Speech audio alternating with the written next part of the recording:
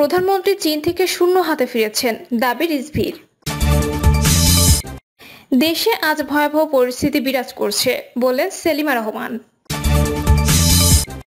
জানাবো সংকট সমাধান চায় রাজনৈতিক উদ্যোগ এবং সর্বশেষ জানাবো অবৈধ বিয়ের মামলা থেকে খালাস পেলেও মুক্তি মিলছে না ইমরান খানের। শুনছিলেন সংবাদ শিরোনাম, এবারে বিস্তারিত। প্রধানমন্ত্রী চীন থেকে শূন্য হাতে ফিরেছেন, দাবি রিজভির। প্রধানমন্ত্রী চীন থেকে শূন্য হাতে ফিরেছেন বলে দাবি করেছেন বিএনপি সিনিয়র যুগ্ম মহাসচিব রুহুল কবির রিজভী। তিনি বলেন, সম্প্রতি 195 জন সঙ্গী নিয়ে চীন সফরে গিয়েছিলেন প্রধানমন্ত্রী শেখ হাসিনা। চীনের কাছে $20 বিলিয়ন চেয়েছিলেন, $1 বিলিয়ন ইয়েনের আশ্বাস পেয়েছেন তিনি। $20 বিলিয়ন চেয়ে খালি ঝুড়ি নিয়ে ফেরত এসেছেন প্রধানমন্ত্রী। রিজভী বলেন, প্রধানমন্ত্রী শেখ হাসিনা দেশ বিক্রি করার মহাজন হয়েছেন। ভারতকে নিরাপদ করতে বাংলাদেশকে অনিরাপদ করেছেন তিনি। বাংলাদেশকে ভারতের নয়া উপনিবেশ বানানোর চেষ্টা করেছেন প্রধানমন্ত্রী। রেল চুক্তির মাধ্যমে করিডর দিয়ে দেশের স্বাধীনতা সার্বভৌমত্বকে হুমকির মুখে ফেলে দিয়েছেন। শেখ হাসিনার কবল থেকে দেশকে মুক্ত করতে হবে। তিনি বলেন, দেশে এখন দুর্নীতির ফাঁসের মৌসুম চলছে। আওয়ামী লীগের ঘনিষ্ঠদের নাম প্রতিদিন পাওয়া যাচ্ছে।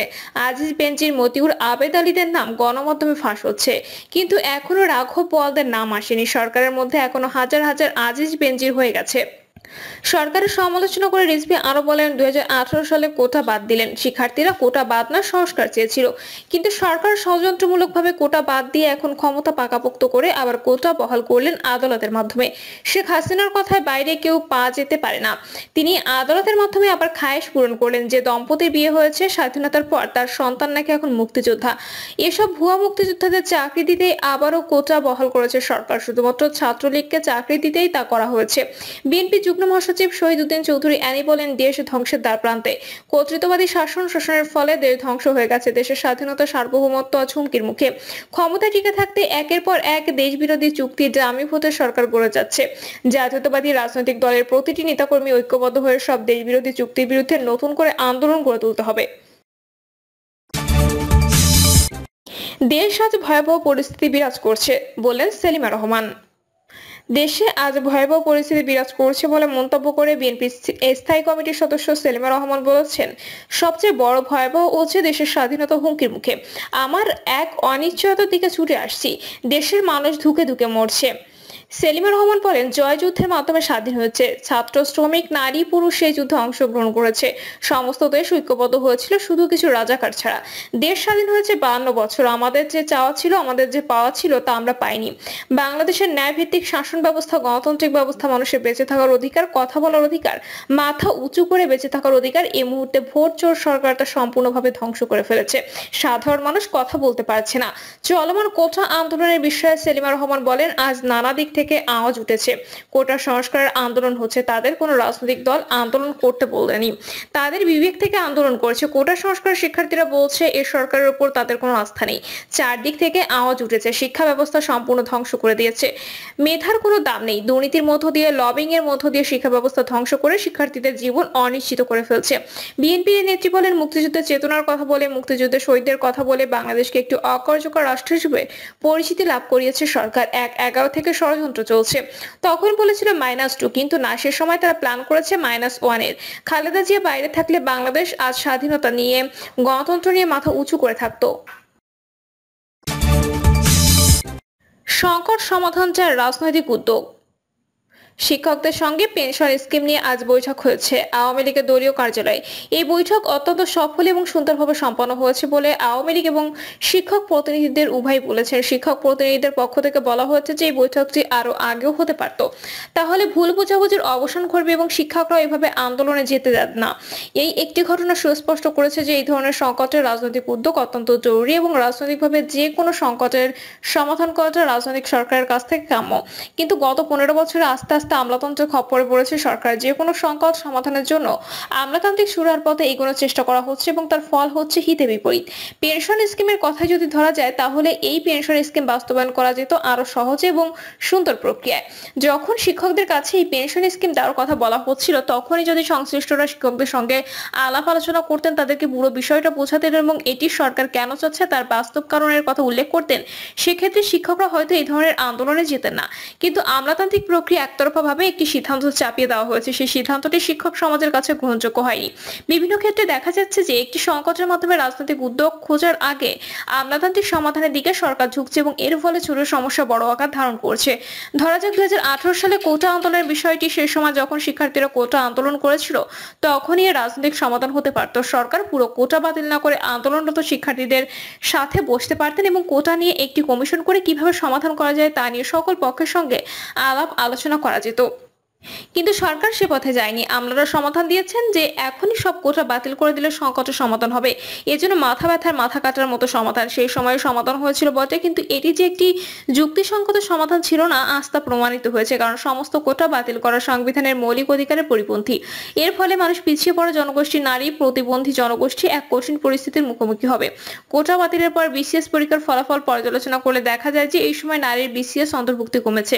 পিছিয়ে পড়া জনগোষ্ঠীর চাকরি লাভে বঞ্চিত হয়েছে। অন্তত 18 থেকে 20টি জেলা থেকে কেউই সরকারি চাকরি পায়নি। তাই টানা ক্ষমতায় থাকা আওয়ামী লীগকে সব সমস্যার রাজনৈতিক সমাধান খুঁজতে হবে, আমলাতান্ত্রিক সমাধান নয়। যে সমস্যাগুলো রাজনৈতিকভাবে সমাধান করা যায় তা দীর্ঘমেয়াদী সুফল দেয় সরকারকে। রাজনৈতিক সমাধানের মাধ্যমে একটি সমাধানের সকল পক্ষের ভূমিকা থাকে, কিন্তু আমলাতান্ত্রিক সমাধান সবসময় চাপে দেওয়ার সিদ্ধান্ত হয় এবং এই ধরনের সমাধান দীর্ঘমেয়াদে সরকারকে চাপে ফেলে, যা বর্তমানে হয়েছে। আর এই কারণে সংশ্লিষ্ট সকলে মনে করেন যে সংকট সমাধানে সরকারকে রাজনৈতিক উদ্যোগ গ্রহণ করতে হবে, আমলাতান্ত্রিক নয়। অবৈধ বিয়ের মামলা থেকে খালাস পেলেও মুক্তি মিলছে না ইমরান খানের। পাকিস্তানের সাবেক প্রধানমন্ত্রী ইমরান খান ও তার তৃতীয় স্ত্রী বুশরা বিবিকে অবৈধ বিয়ের মামলা থেকে খালাস দিয়েছেন দেশটির একটি আদালত। বহুল আলোচিত অবৈধ বিয়ের এই মামলা থেকে খালাস পেলেও কারাগার থেকে মুক্তি পাবেন না তিনি, কারণ কর্তৃপক্ষ অন্য দুটি মামলায় তার বিরুদ্ধে নতুন করে গ্রেপ্তারি পরোয়ানা জারি করেছে। ইমরান খানের রাজনৈতিক দল পাকিস্তান তেহরিক ইনসাফ দেশটির সংসদের আসনে আরো জয় পাওয়ার একদিন পর ইসলামাবাদের জেলা ও দায়রা জজ আদালতের ওই রায় এসেছে। আগের স্বামীর সাথে বিচ্ছেদের পর ইদ্দত পালন না করে ইমরান খানকে বুশরা বিবির বিয়ের মাধ্যমে ইসলামী বিবাহ আইনের লঙ্ঘন হয়েছে অভিযোগ করে গত ফেব্রুয়ারিতে দেশটির সাবেক এই প্রধানমন্ত্রীকে দোষী সাব্যস্ত করেন আদালত। পরে সেই সময় এই দম্পতির 7 বছরের কারাদণ্ডের সাজা দেন আদালত। আদালতের রায়ের বিরুদ্ধে আপিল করেছিলেন তারা। ইসলামাবাদের জেলা ও দায়রা জজ আদালতের আপিলের আদেশের একটি কপি দেখেছে ব্রিটিশ বার্তা সংস্থা রয়টার্স। এতে দেখা যায় ইদ্দত মামলায় ইমরান খান ও তার স্ত্রী বুশরা বিবির সাজার বিরুদ্ধে দায়ের করা আপিল গ্রহণ করে তাদের খালাস দিয়ে অবিলম্বে মুক্তি নির্দেশ দিয়েছে আদালত। রয়টার্স বলছে অন্য কোনো মামলায় আটক রাখার প্রয়োজন না হলে তাদের অবিলম্বে মুক্তি দেওয়ার নির্দেশ দেওয়া হয়েছে। বিচারে দম্পতির বিরুদ্ধে দায়ের করা মামলার অভিযোগ প্রমাণ করতে ব্যর্থ হওয়ার কথা জানানো হয়েছে। এর ফলে পিটিআই এর প্রতিষ্ঠাতা ও সাবেক ক্রিকেট তারকা ইমরান খানকে কারাগারে আটকে রাখার মতো আর কোনো মামলা অবশিষ্ট নেই।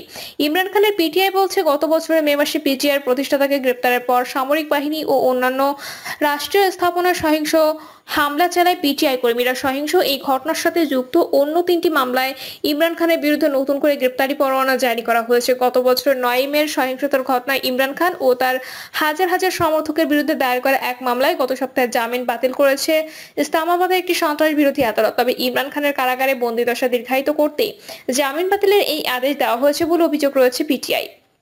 আর বুশরা বিবি ভূমি দুর্নীতির এক মামলায় জামিনে রয়েছেন। দুর্নীতির এই মামলায় ইমরান খানের সহযোগী হিসেবে অভিযুক্ত করা হয়েছে তাকে। সর্বশেষ অবৈধ বিয়ের মামলায় খালাস পাওয়ায় বুশরা বিবিও এখন মুক্ত ব্যক্তি বলে জানিয়েছেন পিটিআই।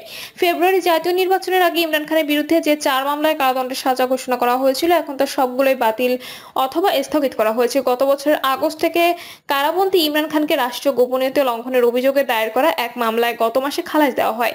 এছাড়া দুর্নীতির অন্য 2 মামলায় সাজা স্থগিত করা হয়েছে। তার আদালতে আদেশের পরও ইমরান খানকে কারাগারে আটকে রাখা হলে তা পাকিস্তানের গভীর রাজনৈতিক সংকট তৈরি করবে বলে সতর্ক করে দিয়েছে পিটিআই।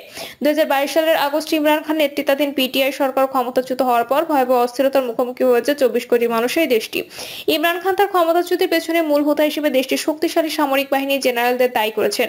1947 সালের স্বাধীনতা লাভের পর থেকে পাকিস্তান এখনো পর্যন্ত কোনো প্রধানমন্ত্রী তাদের ক্ষমতার 5 বছরের মেয়াদ পূর্ণ করতে পারেনি। প্রিয় দর্শক, এই ছিল এখনকার সর্বশেষ সংবাদ। আপডেট সব সংবাদ পেতে চ্যানেলটি সাবস্ক্রাইব করে বেল আইকনটি ক্লিক করে রাখুন।